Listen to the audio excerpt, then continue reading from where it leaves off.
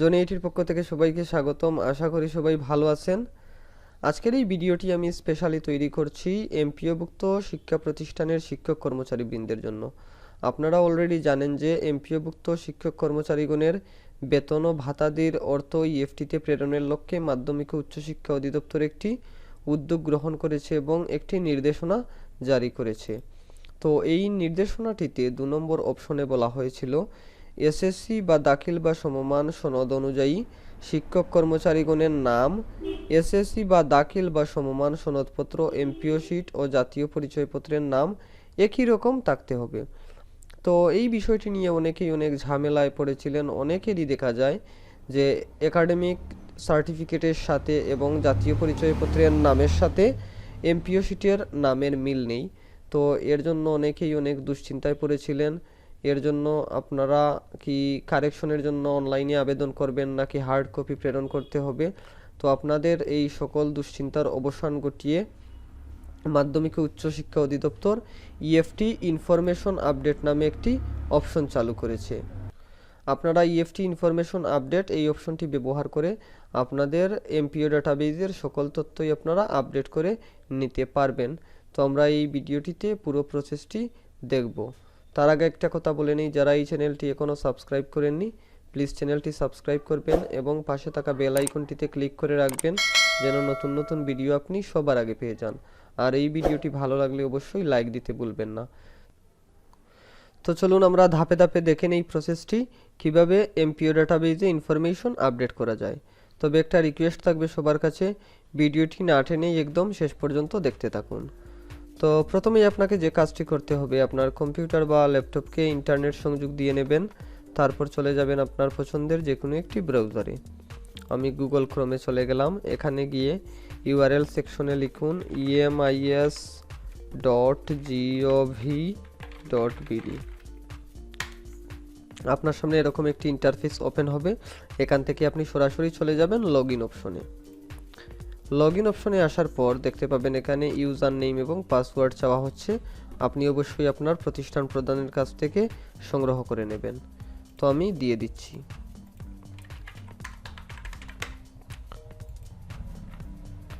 আপনার user name এবং password দেওয়া হয়ে গেলে এখান থেকে সাইন ইন নামে যে অপশনটি আছে এই অপশনটিতে ক্লিক করুন। সাইন ইনে ক্লিক করার পর আপনার সামনে এরকম একটি উইন্ডো ওপেন হবে। এখান থেকে আপনি এমপিও নামে যে অপশনটি দেখতে পাচ্ছেন এই অপশনটিতে ক্লিক করুন। এই অপশনটিতে আসার পর এখানে ইএফটি ইনফরমেশন আপডেট নামে একটি অপশন দেখতে পাবেন। এই অপশনটি আগে ছিল না, এই অপশনটি রিসেন্টলি EMIS এড করেছে। তো আপনি ইএফটি ইনফরমেশন আপডেট নামে যে অপশনটি দেখতে পাচ্ছেন এই অপশনটিতে ক্লিক করুন। এখানে আসার পর আপনি দেখতে পাবেন এমপিও প্রতিষ্ঠানের নাম। এখান থেকে আপনি ক্লিক করে আপনার প্রতিষ্ঠান সিলেক্ট করে দেবেন। আপনার প্রতিষ্ঠান সিলেক্ট করার পর আপনার প্রতিষ্ঠানে এমপিওভুক্ত যতজন শিক্ষক কর্মচারী ছিলেন সকলের লিস্ট আপনি এখানে দেখতে পাবেন। এখন এখান থেকে আপনি যার তথ্য আপডেট করবেন তার নামের পাশে ওপেন নামে যে লেখাটি দেখতে পাবেন এই লেখাটিতে ক্লিক করুন। ওপেনে ক্লিক করার পর আপনার সামনে এরকম একটি উইন্ডো ওপেন হবে। এখানে আপনি বাম দিকে দেখতে পাবেন এমপিও ডাটাবেজে বিদ্যমান তথ্য এবং ডান দিকে দেখতে পাবেন সংশোধিত তথ্য, প্রয়োজনে হালনাগাদ করুন। তো বাম দিকে যে তথ্যগুলো দেখতে পাবেন এটা হচ্ছে নন এডিটেবল তথ্য, অর্থাৎ এটা বর্তমানে EMIS ডাটাবেজে রয়েছে। আর সংশোধিত তথ্য, এখানে আপনার সকল তথ্য আপনি সংশোধন করতে পারবেন। যে যে তথ্য আপনার সংশোধন করা প্রয়োজন এখান থেকে আপনি তা সংশোধন করে নিতে পারবেন অনায়াসেই।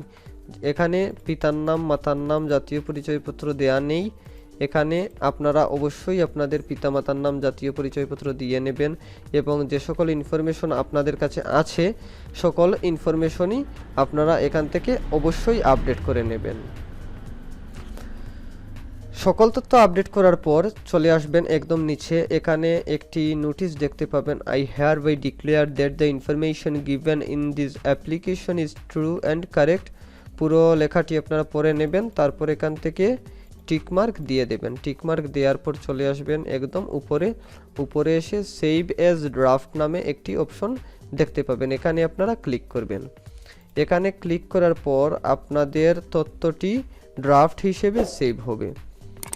এরপর এখানে এসে আর যে শিক্ষক কর্মচারীদের তথ্য আপনাদের আপডেট করার প্রয়োজন অনুরূপভাবে আপনারা আপডেট করে নেবেন।